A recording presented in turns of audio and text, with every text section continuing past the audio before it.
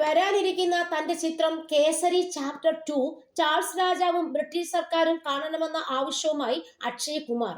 തന്റെ സിനിമ കണ്ടു കഴിഞ്ഞാൽ ജാലിയൻ വാലാബാഗ് കൂട്ടക്കൊലയിൽ ബ്രിട്ടൻ മാപ്പ് പറയുമെന്നും അക്ഷയ് കുമാർ അവകാശപ്പെട്ടു. ചിത്രത്തിന്റെ പ്രൊമോഷനുമായി ബന്ധപ്പെട്ട വാർത്താ സമ്മേളനത്തിൽ സംസാരിക്കുകയായിരുന്നു അക്ഷയ് കുമാർ. ഏപ്രിൽ 18-നാണ് ചിത്രം പ്രദർശനത്തിനെത്തുന്നത്. അവർ മാപ്പ് പറയണമെന്ന് പിച്ചപാത്രവുമായി ഞാൻ യാചിക്കുകയല്ല. അവർ ഈ ചിത്രം കണ്ട ശേഷം തെറ്റ് തിരിച്ചറിയണം. മറ്റു കാര്യങ്ങൾ അവരുടെ വായിൽ നിന്ന് സ്വാഭാവികമായി വരും. ക്ഷമാപണം തീർച്ചയായും സംഭവിക്കും. അത് സ്വാഭാവികമായി നടക്കും. പക്ഷെ അവർ ഈ സിനിമ കാണണം. ബ്രിട്ടീഷ് സർക്കാരും ചാൾസ് രാജാവും സിനിമ കാണണം.